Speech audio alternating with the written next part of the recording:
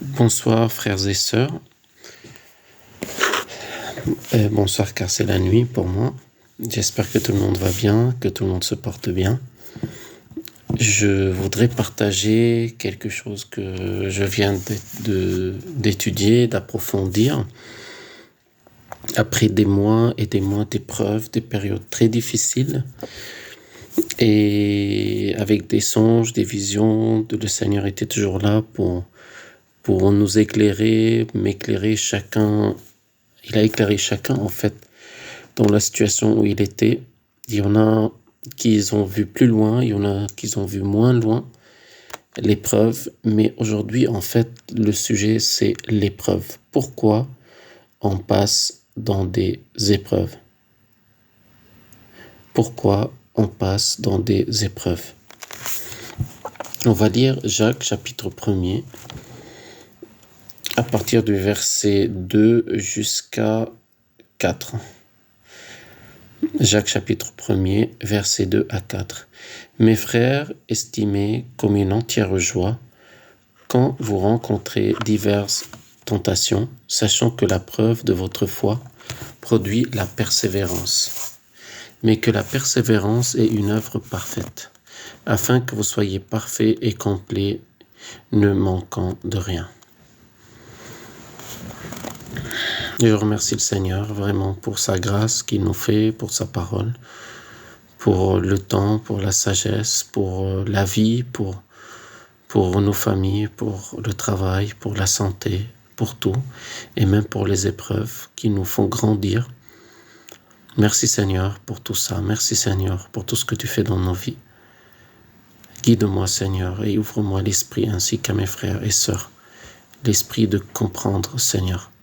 Ta parole, nourris-nous Seigneur. On a besoin vraiment de ta parole. Car ta parole, elle est esprit et vie. Et notre frère Jacques qui a écrit, il était inspiré par ton esprit et nous, on a ton esprit et on veut être enseigné pour grandir avec toi, Yahushua. Amen. Voilà mes frères et sœurs, ces versets sont vraiment très très très importants pour notre vie, pour vraiment où on passe. Car si on ne comprend pas où on passe, eh ben en fait on ne peut pas tenir. Si on n'a pas la vision de l'après, on n'aura pas vraiment le courage de continuer. On ne va pas avoir le courage de prier, on ne va pas avoir le courage de persévérer. C'est pour cela il est très important de savoir pourquoi l'épreuve, et elle nous amène où, qu'est-ce qu'elle fait, ainsi de suite. Là, quand il dit par exemple, regardez comme un sujet de joie, il parle des épreuves. Quand ces épreuves arrivent, il nous demande d'être dans la joie. Mais quelle joie ici? Ici, il ne parle pas de la joie d'être content, en train d'applaudir, de rigoler. Et c'est pas cette joie vraiment qui parle. C'est une joie qui est intérieure. C'est quand tu penses, tu te dis voilà, moi je vais passer dans une épreuve et cette épreuve-là va me transformer et je vais aller encore plus loin. C'est comme tu dis, moi je vais aller passer l'examen de bac et une fois que je réussis cet examen, je vais aller à l'université faire la spécialité que j'aime. C'est comme ça qu'il faut voir les choses. Et spirituellement, pareil. Dire, Seigneur, je sais que là, je vais passer un niveau supérieur. Je sais que je vais grandir. Je sais que je vais avoir plus d'autorité spirituelle, Seigneur, et je vais grandir. Car l'épreuve n'est pas un accident. Seigneur permet l'épreuve. Le Seigneur l'a permis. L'ennemi veut détruire les gens par l'épreuve. Mais les enfants du Seigneur, ils utilisent cette épreuve pour grandir. Pourquoi? Je donne un exemple. Il y a des personnes qui vont avoir énormément de pression, ils vont avoir un burn-out ou une dépression au travail. Ça m'est déjà arrivé. Et en fait, ce qui va arriver, c'est que si ce n'est pas des personnes du Seigneur, ça va avoir beaucoup de séquelles à l'intérieur en fait de leur âme. Ils vont pas totalement guérir, ils vont avoir des séquelles, ils vont être des personnes amères, ils vont être des personnes perturbés. Et après, il y en a beaucoup qui changent de métier, qui changent de travail, qui changent de vie, qui divorcent, ainsi de suite. Car en fait, ils ont été détruits de l'intérieur et après, leur âme elle a été affectée. Et après, ils peuvent plus changer. En fait, ils ont changé, mais ils ont pris une forme qui n'est pas vraiment travaillée et il y avait personne pour leur donner une nouvelle forme. Ils ont pris la forme de l'amertume, ils ont pris la forme des mauvaises expériences, ils ont pris la forme de la douleur, toutes ces choses-là, ça les a formés. Mais un enfant du Seigneur, quand il voit ça, et ben en fait, c'est le potier, le Seigneur qui va le former. C'est comme on prend par exemple de la cire d'une bougie, on va le fondre et après on va le faire couler dans un moule, on va faire quelque chose avec. Et ben le Seigneur, en fait, il va nous transformer. C'est comme le potier dans Jérémie. Dans un potier, il va travailler la pâte et ça fait mal et après non, notre âme ça fait mal et après il va lui donner une forme que lui il veut. C'est pour cela, c'est pas un accident l'épreuve. Elle est autorisée et elle est ciblée. Le Seigneur a un but. Pourquoi il l'a permis? Car il y a un but précis. Et le Seigneur, il dit qu'on ne serait pas tenté ou éprouvé au-delà de vos forces. Le Seigneur a préparé une sortie, mais il a aussi ses raisons. Elle a un objectif précis. Il y a vraiment un objectif pour ça. L'épreuve. C'est pour ça qu'il faut être dans la joie intérieure, pas extérieure, car on ne l'aura pas extérieurement. Mais de l'intérieur. Quand on pense qu'on va avoir un résultat, on va grandir, on va mûrir. Après cette épreuve, on va passer une étape suivante. On va être content. La joie vient du résultat attendu, pas de la douleur. Tu ne peux pas avoir mal, d'avoir la boule au ventre, t'es pas bien, et être content. Mais tu sais qu'après tout ça, il y a quelque chose qui va changer en nous. C'est comme quelqu'un qui va se faire opérer, il sait qu'il a un défaut, il va se faire opérer, il sait qu'après l'opération, il va avoir une nouvelle vie. Et ben, cette maladie ou ce défaut ou cet handicap, il sera plus là. C'est pour ça que les personnes, ils subissent une chirurgie, ils ont mal, mais même quand ils ont mal, ils savent que oui, je vais être restauré petit à petit, mais après, au bout d'un mois, je serai mieux, au bout de 2 mois, je serai encore mieux. Et c'est pareil, frères et sœurs, c'est pareil. Là, l'épreuve de notre foi produit la persévérance. En fait, ici, on entre dans le mécanisme spirituel, foi testée. En fait, notre foi, elle est testée. Mais elle est testée comment, notre foi? Par la pression. Je vais donner un exemple. Le Seigneur, par exemple, t'a mis dans un travail. Et dans ce travail, tu commences à avoir de la pression du travail, tu commences à être surchargé de travail. Et là, c'est la pression. Mais le Seigneur te dit, ne pars pas. Et toi, qu'est-ce que tu fais? Tu te dis, mais Seigneur, comment je vais faire? Là, je suis pas bien. Là, je craque. Il y a quelque chose qui va pas. Tu m'as dit de rester. Tu tiens la pression. Quand tu acceptes, tu dis, bon Seigneur, je vais accepter, mais Seigneur, j'accepte car ça vient de toi, car tu m'as dit de partir et de ne pas partir de ce travail. Et qu'est-ce qui va se passer? Eh bien, en fait, tu acceptes cette pression et là, tu vas l'endurance. Endurer, c'est-à-dire ça va être 1 fois, 2 fois, 3 jours, 2 semaines, 3 semaines, et ça revient, et ça revient. Et à l'intérieur, ça fait quelque chose. Et ça revient, et tous les jours encore, et c'est encore plus dur. Et en fait, ce qui va se passer, c'est à l'intérieur, on va être transformé. C'est comme un muscle. Si, par exemple, on prend rien du tout, bon, on va pas être musclé. Si on prend beaucoup, on prend 100 kilos, paf, on va se blesser, on va se casser un muscle, on va se faire mal. Mais si on prend 2 kilos et on s'entraîne, le lendemain 4 kilos, dans 2 semaines 5 kilos, et bien là, en fait, la force ajustée, la charge ajustée va faire de la force. En fait, le Seigneur va doser l'épreuve tous les jours, il va donner une petite dose. C'est comme quelqu'un, il faut qu'il mange tous les jours son repas.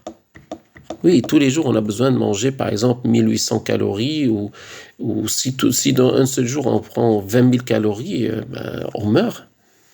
Tous les jours, on a besoin d'une dose. C'est pour cela, le Seigneur aussi, il dit, chaque jour suffit son mal. Chaque jour suffit sa dose d'épreuve. C'est pour cela, la persévérance, c'est jour après jour. Il faut que la persévérance accomplisse parfaitement son œuvre, c'est-à-dire il faut qu'elle fasse son travail. C'est-à-dire, quand on est persévérant, c'est-à-dire tous les jours, on tient, et on accepte et on continue.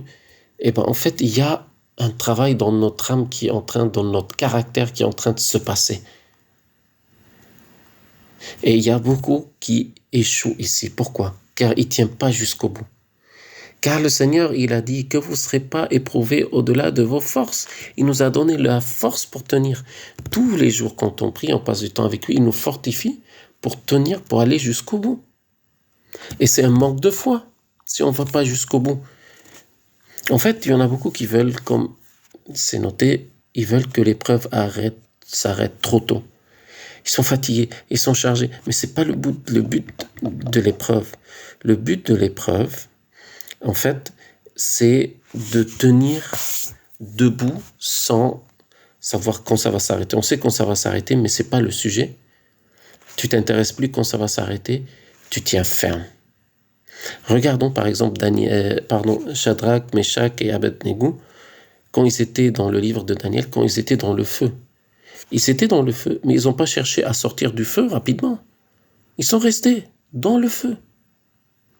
Ils ne sont pas sortis trop tôt, ils sont sortis quand l'ordre a été donné de les faire sortir. Pourquoi? Car en fait, les personnes quittent car ils ont peur, il y a la colère, ils n'arrivent plus. Le compromis, et en fait, ils fuient, en fait, car pourquoi? Car ils n'arrivent plus, car ils ne passent pas du temps avec le Seigneur, ils ne sont pas fortifiés tous les jours, ils n'arrivent pas à tenir. Car si on ne passe pas du temps avec le Seigneur, on ne peut pas être chargé, on ne peut pas tenir. Si on quitte cette épreuve, je parle pour les enfants du Seigneur, si on quitte l'épreuve trop tôt, elle va revenir, car le Seigneur veut qu'on passe l'épreuve et qu'on réussisse. C'est comme quelqu'un qui passe le bac, qui l'échoue, il faut qu'il réussisse encore une année et qu'il le repasse de nouveau. Et la deuxième fois qu'il le repasse, il va avoir un sentiment amer qu'il a échoué la première fois et c'est encore plus dur. C'est pareil pour l'épreuve. Si on l'a réussi dès la première fois ou la deuxième fois, c'est mieux. Afin que vous soyez parfaits et accomplis. Le mot parfait ici, en grec, téléios, c'est mature, solide, stable, complet. Résultat final, on ne va plus paniquer. Toutes les choses avant vont commencer à être transformées. En fait, on ne se laisse plus intimider, on commence à comprendre mieux, discerner, on tient ferme sous la pression. L'épreuve n'est pas là pour nous détruire. Elle va nous structurer, elle va nous rendre plus fermes, elle va nous rendre plus stables. C'est pour cela, parfois on peut craquer, oui, mais le Seigneur permet qu'on soit rétabli différemment. C'est la restauration. Alors, si on échoue, si on réussit, si on échoue, l'épreuve n'est pas perdue, mais la transformation est retardée. C'est comme on échoue l'examen, par exemple la fin d'année, il faut recommencer l'année d'après. Elle est retardée. Le Seigneur va reprendre plus tard, mais différemment. Le Seigneur, il n'abandonne pas. Nous, on peut abandonner, mais lui, il n'abandonne pas. Il va répéter, car il veut nous transformer. Et si on réussit, et je suis sûr qu'on réussit, on va passer de niveau. Certaines attaques contre notre vie vont plus avoir d'effet, elles vont plus marcher. C'est pour cela on veut servir le Seigneur, on veut être un instrument utile, mais avant d'être formé, c'est compliqué. Car quand les attaques arrivent, si on n'est pas formé, il y a des gens qui comptent sur toi. Et par exemple, tu as 10 personnes ou 15 personnes que toi, le Seigneur les a touchées à travers toi. C'est la première épreuve qui arrive et tu tombes, tu vas faire tomber tout le monde, car tu es comme un modèle pour eux, tu es leur grand frère, tu es leur grande sœur. C'est pour cela qu'il faut supporter ces épreuves-là et il faut, avec sagesse, vraiment savoir où on va et savoir le but des épreuves.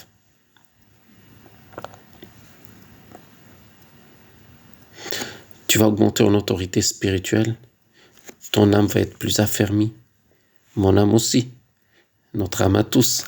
Les intimidations perdent leur effet. Exactement ce que moi je vis au travail aujourd'hui, par exemple, ou d'autres frères. Il y a d'autres qui le vivent aussi dans leur couple, il y a d'autres qui le vivent avec leurs enfants, il y a d'autres qui le vivent peut-être dans une maladie ou je ne sais pas. Chacun a ses épreuves.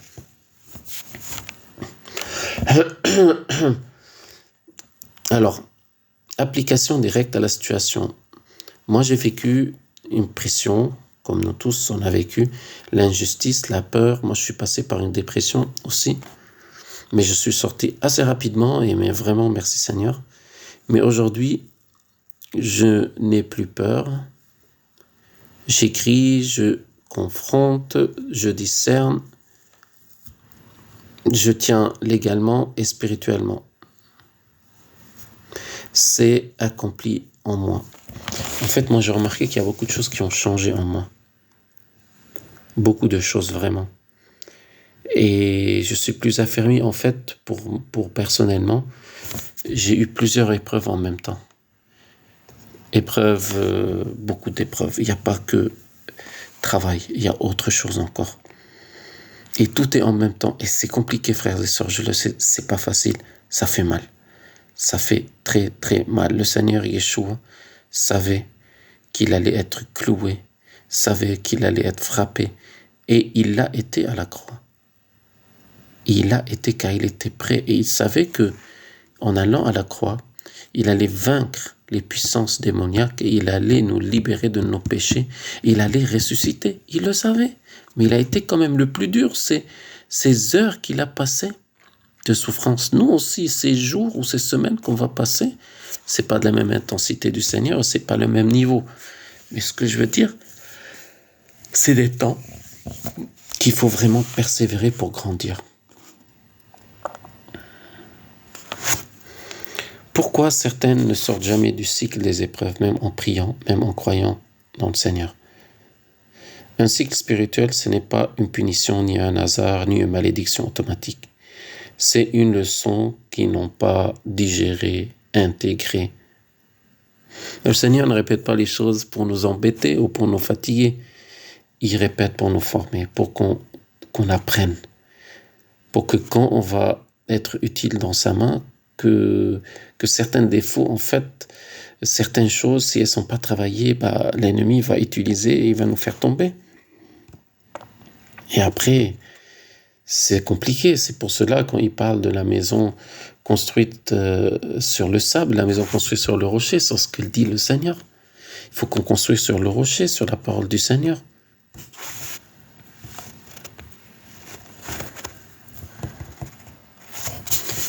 Première raison, et prier pour que ça s'arrête. Les personnes qui échouent, ils veulent que ça s'arrête. Pas pour être transformés, ils sont fatigués. Quand ils prient, Seigneur, enlève cette situation, Seigneur, Seigneur, s'il te plaît, je peux plus, arrête. Ce n'est pas, Seigneur, qu'est-ce que tu peux changer en moi? Tant que le travail n'est pas fait, l'épreuve reste.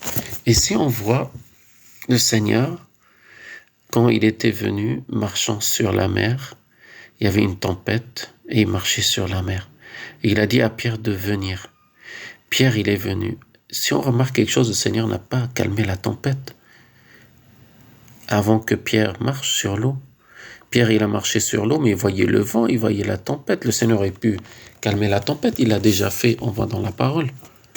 Le Seigneur laisse la tempête. Il faut qu'on tienne dans la tempête. Il faut qu'on soit debout dans la tempête.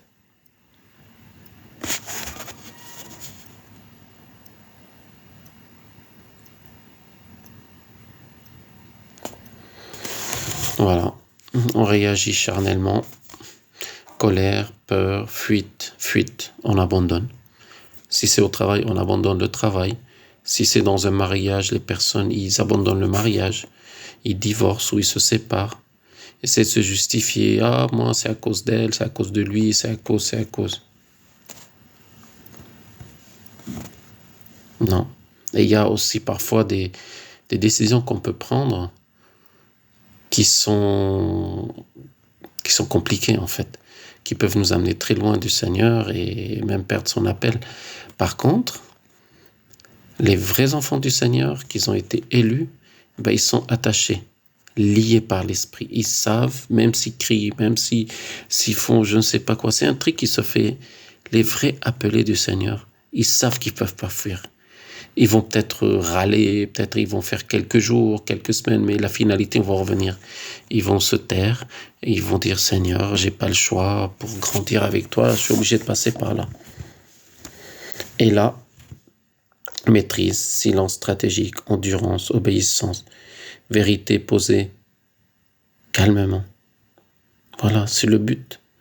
C'est de rester posé. La peur qui nous faisait avant, qui nous perturbait, elle part. Il y a beaucoup aussi qui confondent foi et confort, moi aussi. Beaucoup croient que la foi, c'est-à-dire c'est une paix immédiate. Que non, alors que la foi, c'est tenir debout sous pression. L'épreuve de la foi. C'est quand on l'épreuve qu'on voit ta foi. C'est pas quand tout va bien. Quand tout va bien, c'est beau. C'est comme le Seigneur, il dit dans la parabole des 4 terrains. En fait, quand l'épreuve, elle vient à cause de la parole, ils tiennent pas. Quand l'épreuve arrive, c'est ça que la foi, si elle est vivante, elle va tenir. Elle va grandir. C'est ça construire sur le rocher. Matthieu 7, construire sa maison sur le roc. C'est rester debout sur la parole du Seigneur, car tu as foi. Qu'est-ce que le Seigneur a dit? Tu vas passer cette épreuve-là et tu vas grandir. C'est pas le raisonnement. Et c'est pour cela que le monde raisonne. Toi, tu marches par la foi. Moi, je marche par la foi. L'épreuve de votre foi, plus précieuse que l'or.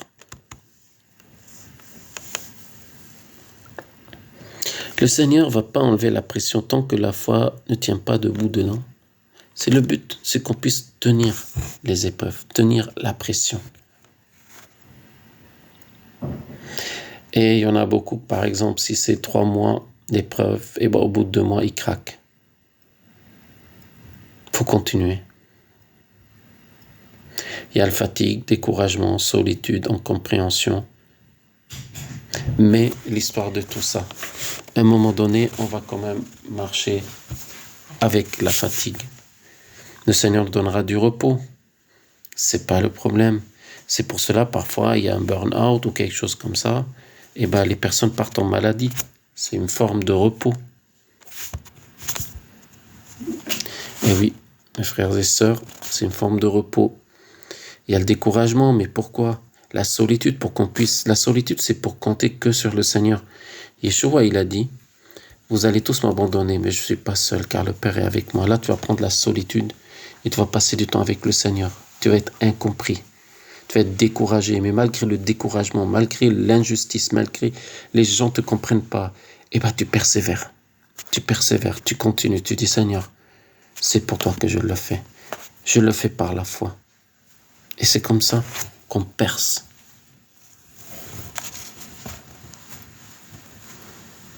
Cinquième raison, l'orgueil déguisé en spiritualité. Ça choque, mais c'est réel. Forme courante. Je sais déjà, c'est toujours les autres. Dieu va les juger sans se laisser changer. Refus de remise en question. En fait, voilà. L'orgueil précède la chute. Si on n'a pas compris la leçon, c'est compliqué. La leçon, la formation, c'est pour grandir, pour avancer, frères et sœurs, et pour passer à l'étape suivante.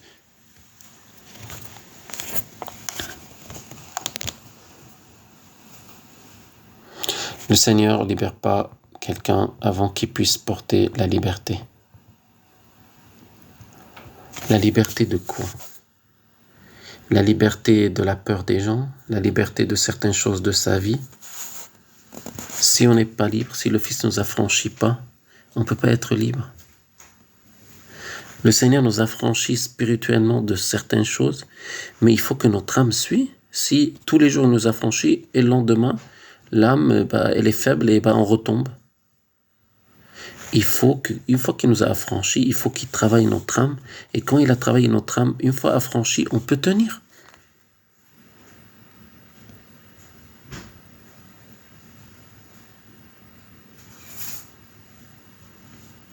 C'est pas le résultat le plus important, c'est nous, c'est pas le résultat. Qu'est-ce qui va se passer après avec les gens, avec la situation qui nous entoure? Le plus important, qu'est-ce que je vais devenir? Comment je vais être transformé? Comment je serai? En fait, j'ai posé une question un peu, j'ai fait petite recherche. En fait, pourquoi je sors du cycle? Car quand tu ne fuis pas, mon frère, ma sœur, tu ne fuis pas de l'épreuve, tu l'affrontes et ça fait mal. Tu écris, à la place de crier, tu écris des courriers, tu fais les choses légalement. confronté sans violence. Tu apprends la loi, tu apprends comment ça marche. Tu n'as pas peur, ainsi de suite. Et bien le cycle, il est brisé. Pourquoi? Car en fait, tu as changé de l'intérieur. L'épreuve de la foi produit la persévérance. Mais il faut que la persévérance accomplisse son œuvre, son travail. C'est ça, qu'on persévère, frères et sœurs, dans l'épreuve. C'est ça, ça veut dire qu'on marche par la foi, non par la vue. Marchons par la foi. Marchons par la foi. Ça fait mal. Tu sens la solitude. Ça fait mal, oui. Mais le Seigneur a choisi la douleur pour transformer. La douleur, c'est le sentiment à l'intérieur de nous quand les choses changent. C'est la réaction de la chair, en fait. Notre chair, notre corps, comment on est formé, n'a pas envie de changer. C'est comme dans une maison, on veut changer une fenêtre car elle risque de casser à la prochaine saison. Quand on l'ouvre, il y a un peu de vent qui va rentrer. Parfois, il peut y avoir un peu de pluie. Parfois, peut-être, il y a des moustiques qui vont rentrer. Mais il faut la changer, la fenêtre. Et une fois qu'elle est changée, pour la saison prochaine, on est bien. C'est pareil nous-mêmes. Il y a beaucoup de choses qu'il faut changer. Et le Seigneur travaille pour qu'on lui ressemble. C'est pour cela il a dit, vous serez parfaits comme votre Père est parfait. Voilà mes frères et sœurs, on est arrivé à la fin. Je pense que j'ai assez parlé pour aujourd'hui. J'encourage chacun à persévérer dans l'épreuve. Car après ça, on va atteindre ce que le Seigneur veut de nous. Dernière parole importante, le Seigneur ne t'a pas délivré de l'épreuve, il t'a fait devenir quelqu'un que l'épreuve ne peut plus dominer. C'est encore mieux. C'est-à-dire la prochaine fois que tu vas avoir des épreuves, des choses comme ça, toi tu vas tenir. Des attaques, tu vas tenir. Car quand tu vas commencer à prier pour les gens, pour leur délivrance, pour leur guérison, après il y a un retour spirituel. Mais si tu n'es pas passé dans ces épreuves-là, si tu n'as pas été affermi, première attaque spirituelle assez costaud, pendant une année tu restes à la maison? Non. Voilà mon frères et sœurs, merci Seigneur pour vraiment nous éclairer. On peut utiliser n'importe quel instrument pour apprendre. On peut utiliser Google, on peut utiliser ChatGPT, on peut utiliser plein d'instruments, mais surtout se laisser conduire par l'Esprit. Ce sont que des instruments et discerner ce qui est bon, ce qui n'est pas bon. Et le Seigneur peut aussi nous aider à travers ces moyens. Mais la première chose, c'est le Saint-Esprit qui nous a donné.